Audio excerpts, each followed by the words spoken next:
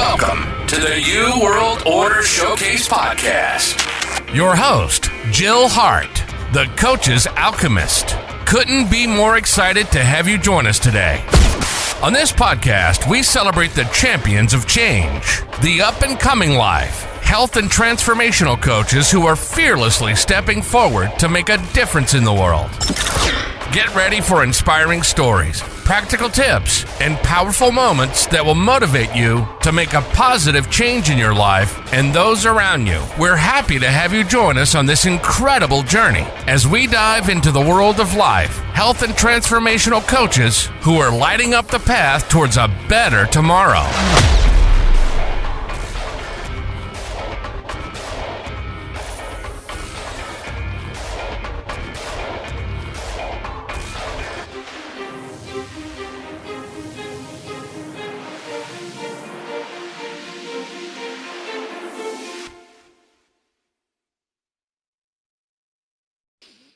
Hi, and welcome to the New World Order Showcase podcast. Today we have with us a special guest, Lucy Carey, who is a registered dietitian, lifestyle medicine professional, who describes herself as, okay, hold on to your hats, a registered dietitian, an unregistered writer, and a normal human. Welcome to the show, Lucy. We're really happy to have you here with us. I'm happy to be here. Traveling all the way from New Zealand back in time to join us on a Thursday when it's Friday at your place. Always exciting. So I'm dying to know, is Friday a good day? Yes. Okay. I got something good to look forward to. So you're a registered dietitian. Do you want to tell people what that is? Because I think there's a lot of confusion out there between dieting coaches and dietitians and what your doctor may And say, nutritionists. nutritionists and all those things. So a registered dietitian, basically I'm just registered like with the board and I have to log points every year and do that kind of thing. Mhm. And study for 5 or so years and have a master's, which is great. There's a lot of nutrition advice, like you say, that comes from other areas. And some dietitians get quite precious about protecting their turf. They're like, oh, other people shouldn't be talking about nutrition. I'm not one of those. I think we should be talking about nutrition. And my everybody real should be. passion, absolutely. And my passion is to help other nutrition coaches because I want everyone to be singing from the same songbook, that we are dismantling the diet industry and we are taking out this diet mentality that we have, getting rid of diet culture instead of reinforcing it. Because I do think unwittingly, a lot of us are actually benefiting the diet industry and we are perpetuating food beliefs that actually don't serve our clients. With all the good intentions, everybody has good intentions. We all want to help our clients, but the way that we're trained and the things that we're taught, a lot of training is probably actually funded by food companies and things like that. So yeah, milkshakes a used lot to of be like the thing to drink. You were encouraged to drink at least one milkshake a day. and it's Guess who came up everything's with that changed, right? idea?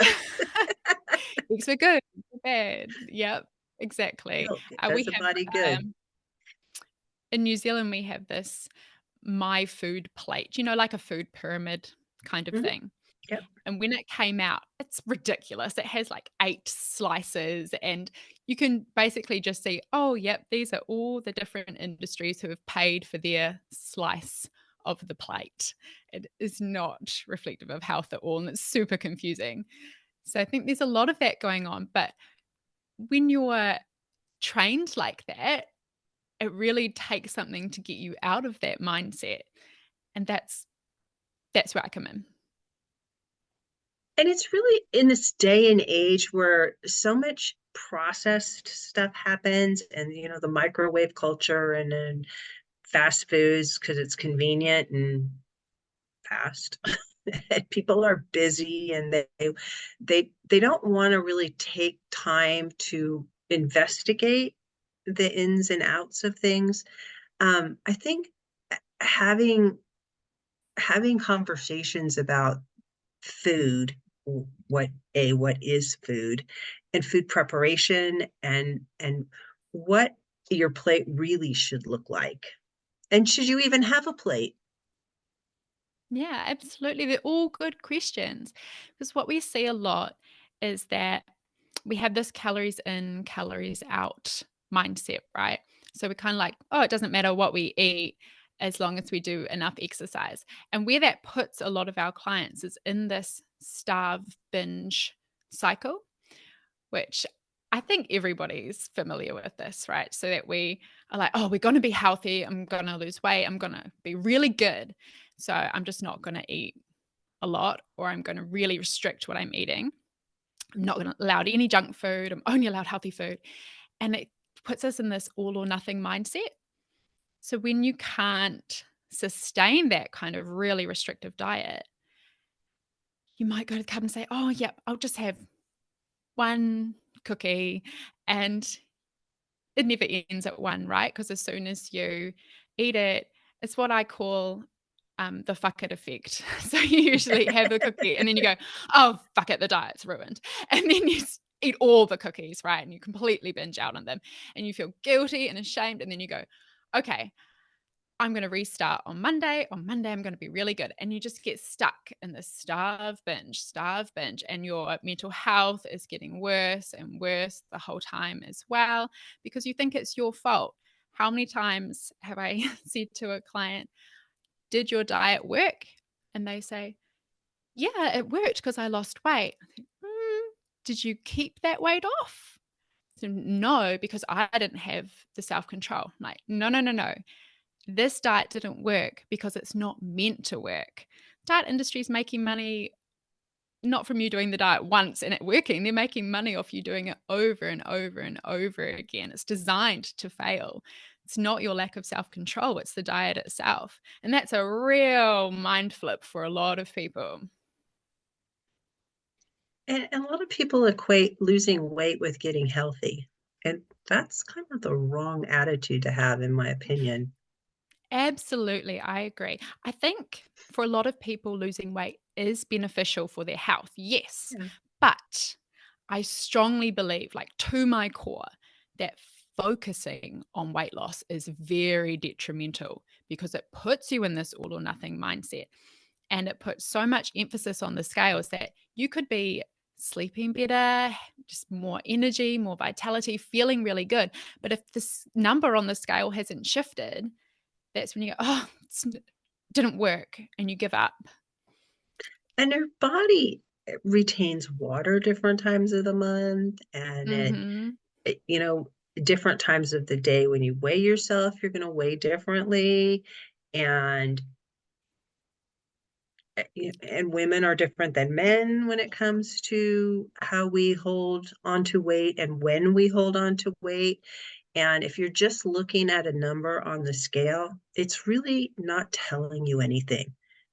Not at all. You can shift your body composition. Like, I know this woman, and I used to tell this story all the time, but she was fluffy fat. In other words, Mm-hmm. she didn't have good muscle tone underneath the layer of fat that she had on her body.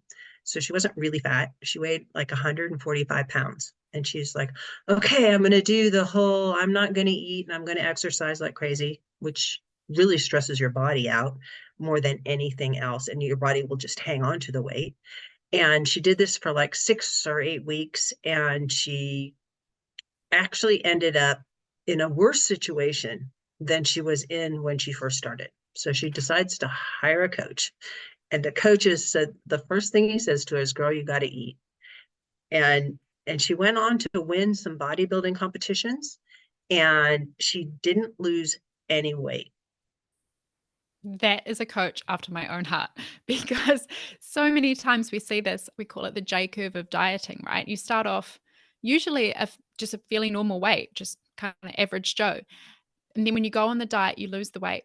But like you say, it stresses your body out. It puts you into this mode where your body's trying to protect against weight loss because, this becoming from evolution of times of famine, weight loss wasn't a good thing. So protecting against it. So you do put the weight back on, plus a little bit more, which is why it's like a J. And then if you do another diet and another diet and another diet, over years, you can end up significantly heavier than when you started. And all you've done is diet, which is so just soul destroying. I think all I've done is try to control what I eat, and all that's happened is I've gotten fatter.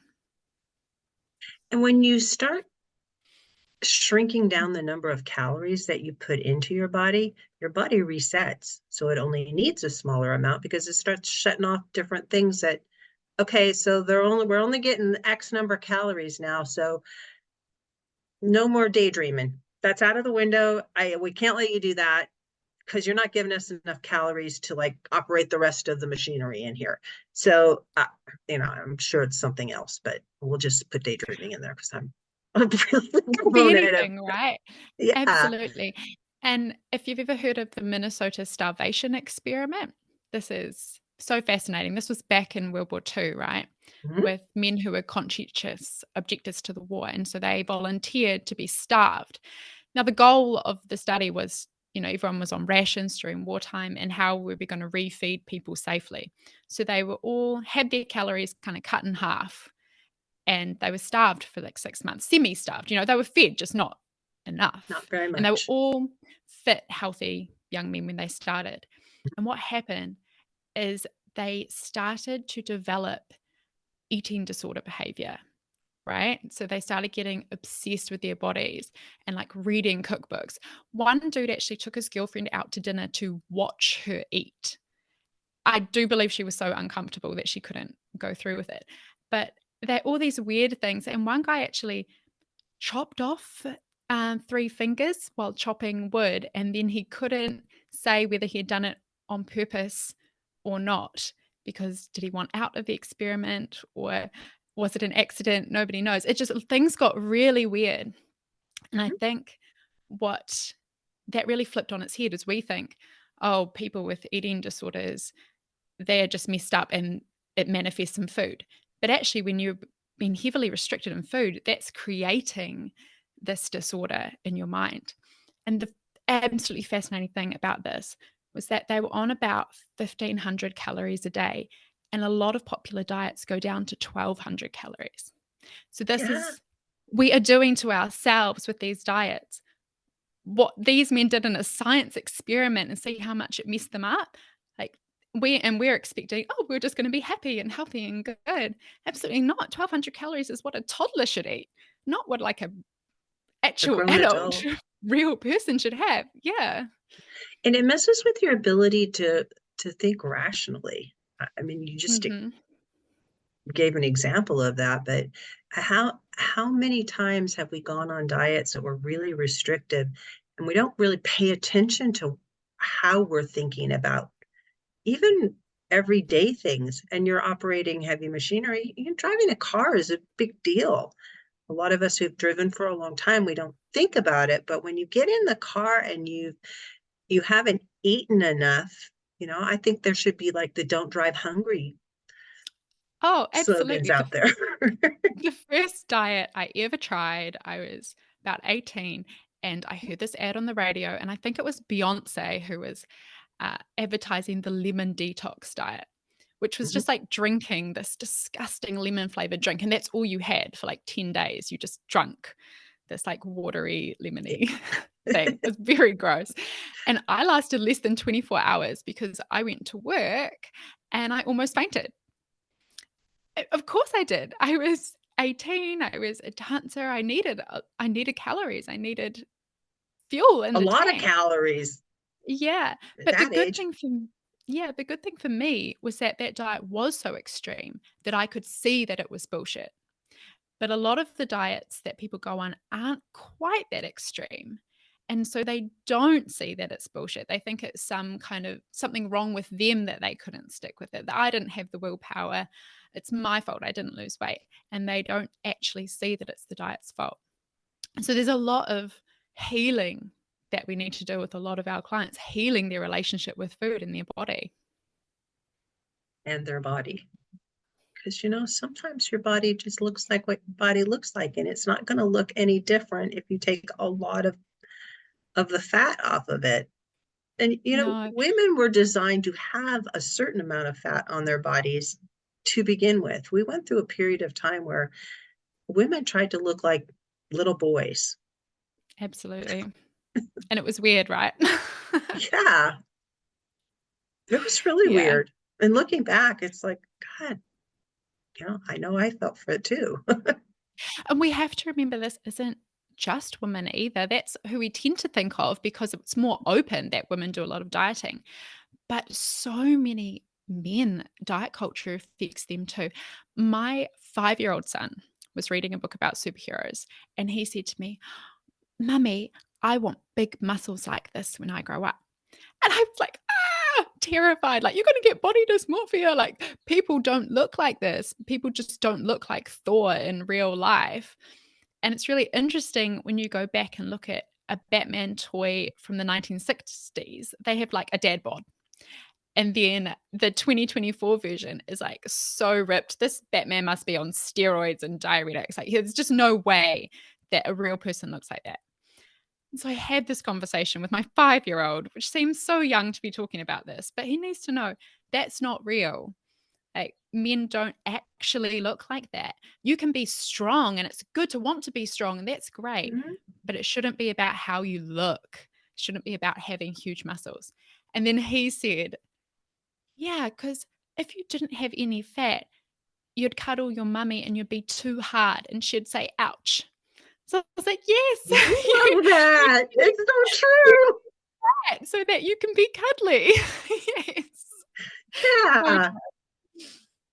yeah, so a lot He's a of the men genius. that I see that come to me for sports nutrition advice, and it turns out they are just not eating enough. So many of them are just like, oh, well, I want to get really big and lose all my fat, basically, of 0% body fat. It's totally unrealistic. And they get stalled in their goals and they're starting to really mess with their heads of why am I not making progress? Because you're not eating enough. So they need to And the right heal as stuff. well. You Mhm. can't just like eat whatever if you want. My husband's a bodybuilder and he's in his 60s and he's pretty ripped for a guy in his 60s. But he goes to the gym 3 times a week and he drinks protein. It's the thing that he does, but he knows that if he's going to build muscle, even at 60, that he's going to have to eat a certain amount of protein in order for that muscle to develop. It Totally. You need protein. And where I think people go wrong is that we focus on what to cut out of our diet and what to exclude instead of what to Yeah. include. The focus should always be on what to include. And when you're thinking, have I had veggies today? Have I had fruit? Have I had enough protein in all these meals? When your focus is on that, the junk food just kind of sorts itself out. Yeah, because you're It's not you can still hungry. have it. Yeah, you can still have it totally, but it's for fun. It's not because you're binging out on it because you tried to restrict it so heavily in the first place. It's just this, like, extra thing. It's sprinkle on top because you've already filled up on all this nutritious food. So I'm Right. always It's talking about dessert. focus Like on what you dessert is include. supposed to be. Yeah. It's like an extra happy thing. It's for the joy. It's nourishing your soul, not your body, right? Yeah, and you don't need that much of it if you're already satisfied, if the hunger and the thirst part of your urges are already satisfied, then that, little square of chocolate at the end of the day, it's not going to kill you and it's going to just make you feel like, hey, this is Just pleasurable and makes I don't life have to feel enjoyable, right? guilty. Yeah. Mm. So what a lot of people need, excuse me, when they're trying to heal from like decades of dieting, they're not going to go straight into this intuitive eating. They're not going to be like, oh, I'll just listen to my body and eat nourishing foods. They're messed up all those signals so much in their own body that they do need to go through a messy middle period, the messy in between stage where they're probably going to eat a lot more junk and they might even gain weight. And they just need to rebuild this trust with their body that when their body is like, I'm hungry, that they actually feed it. And so they get weird cravings and they want really sugary stuff for a while. but it settles down, and then they start craving more nourishing foods. And then the junk food just does become that little extra treat, that sprinkle on top. And it all happens very naturally, but they have to get through this messy period to learn their body to learn to trust them again, really.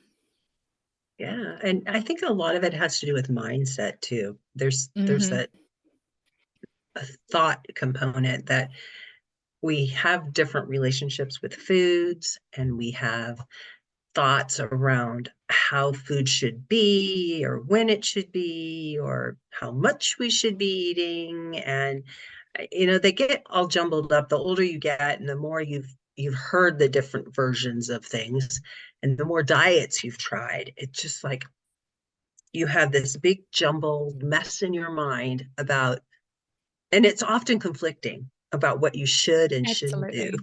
Absolutely. Nobody's neutral either, which is what I find a lot with my clients. They're doing all the work to kind of reject this diet mentality. They're going through that messy stage. They're healing their relationship with food. They're working on their body image. They're doing all the right things, but they have their support people who are not neutral, who have their own ideas of what you should eat and how much you should exercise and what your body should look like. And so they have to battle not only their own mind, but all these external voices as well. And it can even be a spouse, which I find a lot. It's a spouse telling their partner, oh, that's never going to work. You're just going to get fatter. You just need to have weight loss surgery. I've even had one say, you just need to purge, because they're so in this diet culture themselves that they're pushing it onto your client.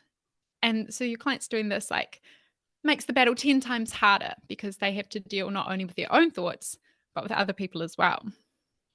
I had my husband tell me one time, and he has never said this again. Oh, you just need to eat less and exercise more. And I told him, if Do he you? ever told me that again, I am a woman and my body works differently than your body works. Remember, he's the Absolutely. bodybuilder, that I would leave him. It was just that was the bottom line Just a line in the comment. sand. Yeah. Yeah, you're not Do going you? to tell me that. Yeah. Do you tell a drowning person to just drown less and swim more? Right? It just doesn't work like that. Obviously, it wasn't working. You don't think I didn't think of that, right? Right. Yeah. Or Because tried it. exactly. Tried it all. You've tried everything. And for a lot of people, it takes getting to this place of kind of rock bottom where they're like, I've tried everything and now I'm in a really bad place mentally. My body is not working the way it should, and Mhm. nothing's worked for me. So I guess I'll give this a go, this healing my relationship with food thing a go. And most people think it's a bit woo woo, oh, should I really do this? It seems kind of anti everything I've done, but nothing you've done's worked. So they're like, okay, well, I'm going to give it a go. And then they actually start to rediscover the joy in food and in their body and life in general. And then that Mhm. changes everything completely. It really does. And it doesn't have to be like a really long, drawn out process, but it's not going to happen overnight either. It is a No. process that you have to go through. How long do your clients generally work with you? If they've had a really long history, then it Mhm. might take longer. But if it's just a short thing, then 3 or 4 sessions, they're done. And they're fine to go off on their own and do the last bit on their own. We're really just planting the seed. What brings people back is that they go to the doctor or they go to see their personal trainer or any other kind of coach, and that person is like, oh no, you just need to eat less and exercise more, and it puts them right back to the start.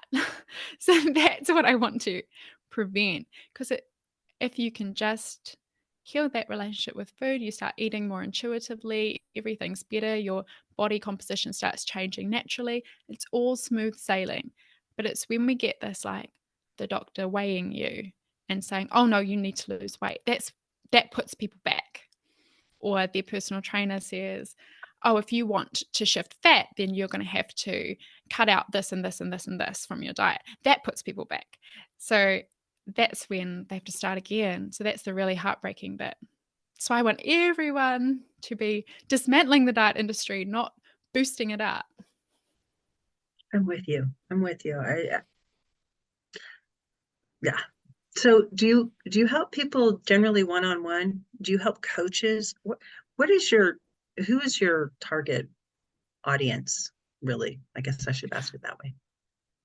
I do help people one-on-one, but my real target, I think there's only so much I can do one-on-one, and I want to have a greater impact than that. Yeah. So I want to educate more health professionals. So I have a course coming out all about how to heal your client's relationship with food that will launch end of February. And I think that just has more impact, and that's my goal. It's just to get as many people as possible on this page so that we can kill off diet culture for good. Yeah. And it's a huge industry. It needs to die a slow and painful death. Yeah. Absolutely. It's so cruel to like tease people with an idea that's not really sustainable or achievable. I mean, you might get to a point where you've lost all the weight you want, but I always think about the people that are anorexic that have such body dysmorphia. They're so skinny, they're like skeletons, but they still think they're fat. It's like, no, girl, that's just what your body looks like. Yeah, absolutely. And the thing is that I think it takes a big mindset shift from us coaches that we can be part of the solution or the problem. And I was part of the problem for a long time. My first dietitian job was in schools, like elementary schools. And I'll go in with all these little, 6, 7, 8-year-old kids to do a nutrition session. And I'd have all these pictures of fast food. And then I'd pull out, this is how much fat is in your McDonald's burger. And this is how much fat is in the Wendy's. And they'll go, and then I hold a picture up of clogged arteries. And it was the scare tactics. And we kind of taught like, oh, we're just educating people on what's good food and what's bad food. But actually, we're just creating eating problems where there were none before. And those little kids, they have no control over what their moms give them to eat. Absolutely. And that's actually why I like, left what are they going to say? job. No, mom. I just had this icky feeling every time I did that. And I just thought, I'm just making things worse. And I ended up quitting because of that. And then slowly my career just got more and more into health professional education and helping disordered eating clients one-on-one, which is great. But I look back in horror at the things I used to say to people. And I would go and be like, I'm a registered dietitian and this is what you should eat and this is what you shouldn't. And it was just creating problems. I had a friend who was a dietitian, and this is the one thing I remember her saying about food. And we didn't have very many conversations about food, but she was talking about feeding her kids who were the same age as my kids at the time, and they were young. And she was making, I think, spaghetti. And she's like, yeah, I just throw in dried vegetables. And they never know that they're eating all these vegetables because they like spaghetti. Or throwing in, dried greens into your meatloaf. Can't really taste it, but you're getting your greens in there. Yeah, you know what? I think that thinking is more helpful for the parent than the child. And because we're so obsessed with like, we have to make sure that they eat and eat enough and eat the right things, I think that actually helps the mums and dads more than the kid, because the kid's going to have to learn to eat vegetables eventually and hopefully to enjoy them.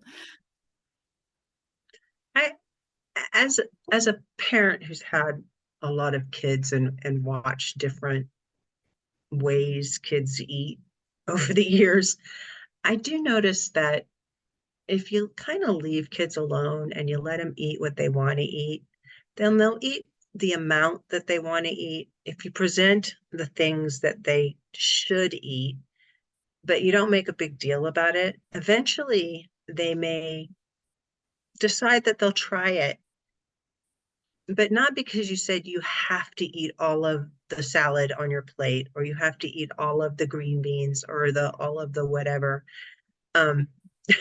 It's a funny stories about my Yeah, kids and because food. that is just diet mentality, isn't it? Saying you have to eat your broccoli before you can get the ice cream.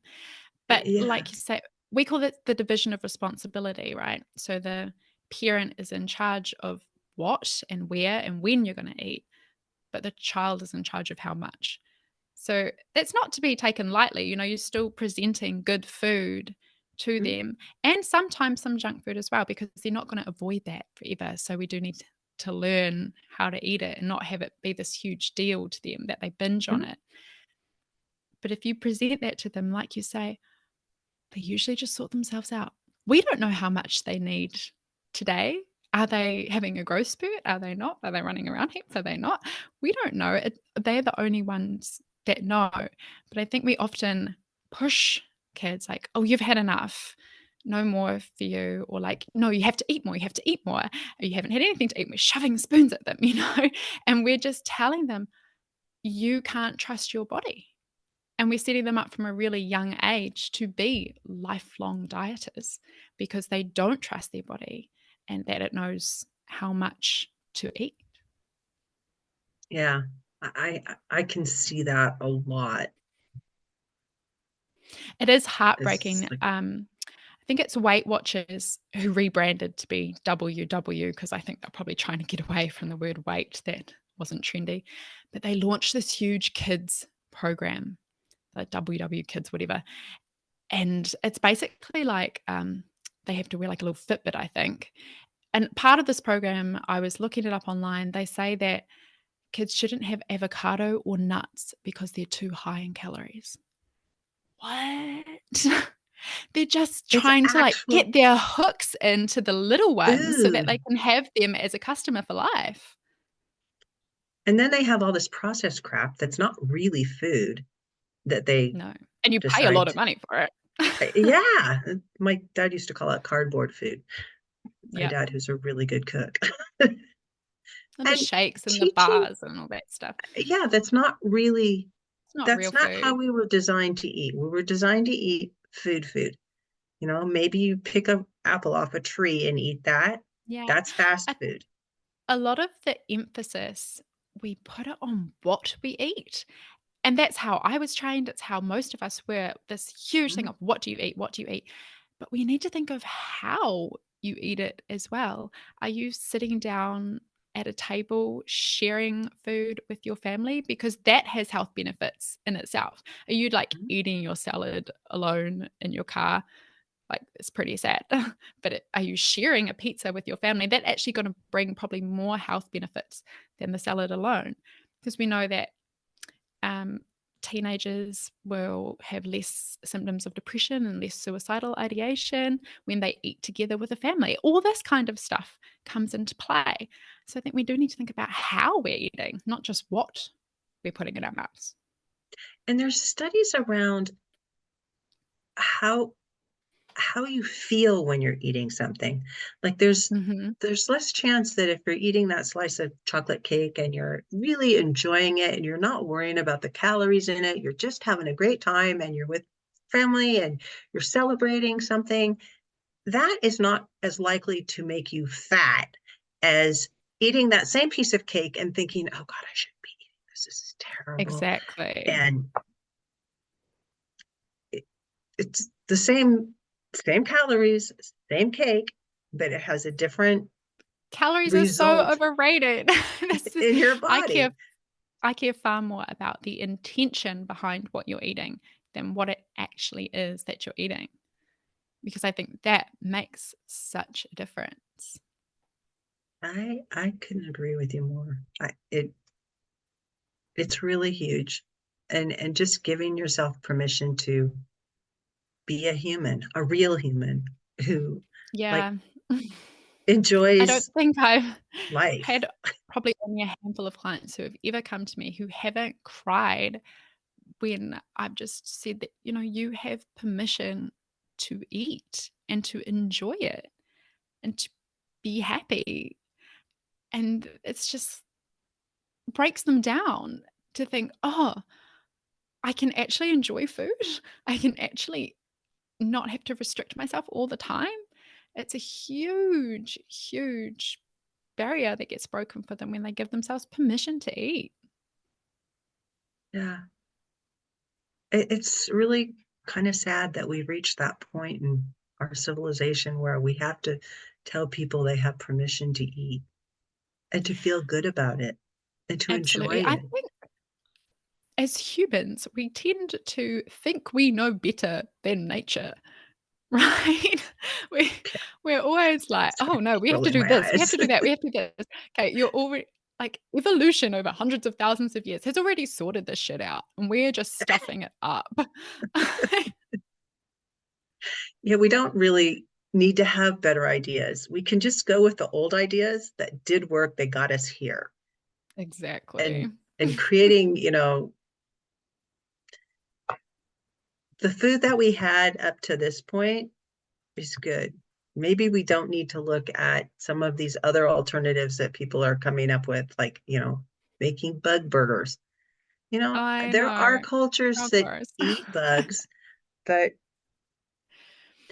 The thing is, people think they go into the grocery store and they see this plant-based section, right? And they go, "Oh, that must be healthier for me." And it's just processed shit. And it's not real food.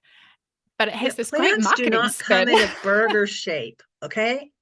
It comes in No. leaves or flowers or, a piece of fruit Yeah.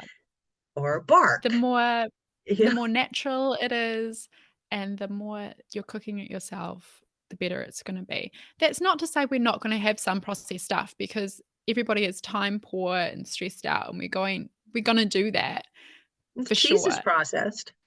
Yeah. All cheese is What is your processed by definition of virtue of the processed? fact that you have Yes. to process milk in order to Yeah. make it cheese. Absolutely. If we're just focusing though on what to include, it's not going to be this massive damaging thing if we have some more Yeah. junk food stuff. If we just focus on, yep, I've got some veggies in there. It doesn't matter if they were frozen or fresh. Like I've got something in there. I've got some good protein in there that isn't this processed plant-based crap. Some natural protein. And when you're focusing on that, then it's just not this big deal. And then you can use some convenient stuff because you might There have was little kids or whatever. Like, there's a gal who used to do semi-homemade, and I loved her approach because she would take natural ingredients and she would incorporate, if they were making spaghetti. So she'd add stuff to it.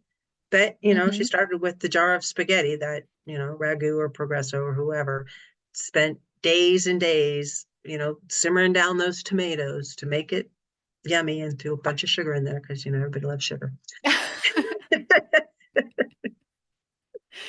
Totally, there are just ways you can incorporate it. I mean, I quite like to bake. I do Mhm. not really like to cook because it's a bit of a chore to cook dinner for my family every night. But I love to bake, and I might bake some of my own bread, but I'm not milling the flour. I don't have chickens to like I have have my own chickens eggs, like and I do mill flour, not all the time, but I know how, and I do have whole grain that I can mill. And that'd you be can awesome, but I have an 18-month-old and a 5-year-old. That is just not in the cards for me right now, and yeah, that's I can okay. it is okay. And I can tell you after many years, maybe even a decade and a half, I had decided about 20 years ago that I really wanted to learn how to make artisan bread. And It's so at this much fun. point, I am an expert. I can make it.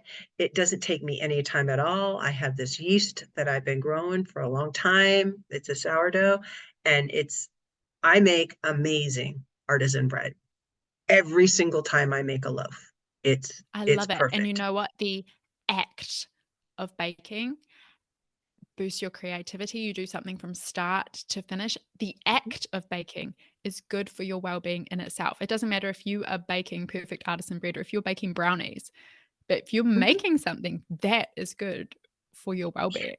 It makes you feel good. Absolutely.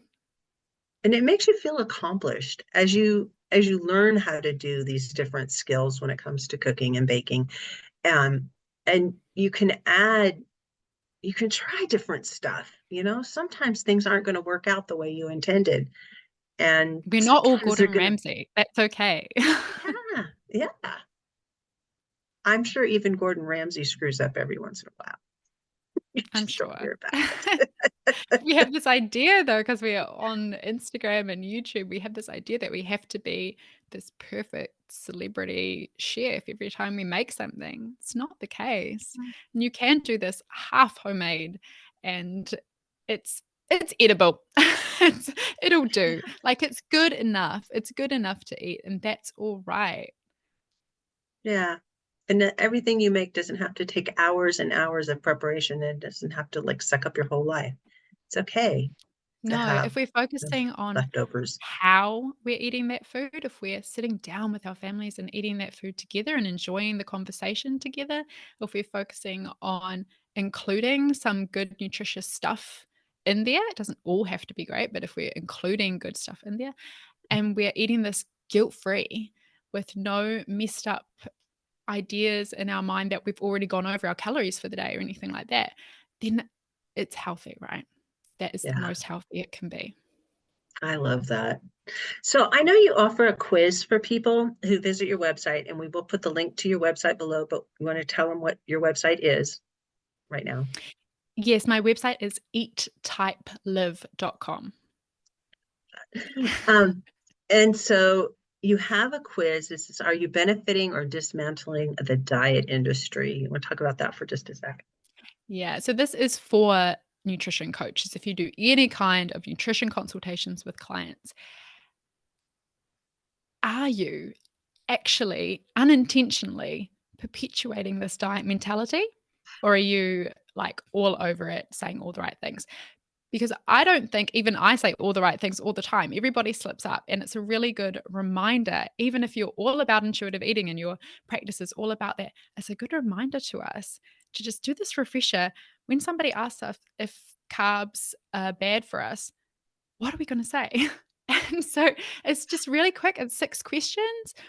And then you get personalized results emailed to you and just some good tips and tricks and reminders of what we say matters to our clients. It does matter. It matters a lot. It matters what we say to ourselves too. Absolutely. And I do think if you take nothing else from this, that if you want to help your clients to heal their relationship with food, you need to do it for yourself. Yes. You need to actually live this yourself. You can't be like, do as I say, not as I do. It just doesn't work like that. You need to heal your own relationship with food. You need to get out of a starve binge cycle yourself before you can lead your clients down that path. Such wise words. Lucy, thank you so much for joining me today. This has been an awesome conversation. Such a pleasure. Thank you so much for tuning in to another empowering episode of the You World Order Showcase podcast. We hope you've enjoyed hearing from our incredible life, health, and transformational coaches who are making a profound impact on the world. Remember, change begins with you, and you have the power to transform your life and the lives of others. If you want to take that next step and unlock your true potential, visit thecoachesalchemist.com, where you can find the 3 ways we can help you for free to spin your talent into gold with clarity, a system, and a plan. Don't forget to hit the subscribe button so you never miss an inspiring episode. And if you enjoyed today's show, we'd greatly appreciate it if you could leave us a review on your favorite podcast platform. Your feedback means the world to us and helps us reach more people with our positive message. Stay connected with us on social media for updates, behind-the-scenes content, and upcoming guest announcements. You can find us on Facebook at the You World Order or simply visit thecoachesalchemist.com.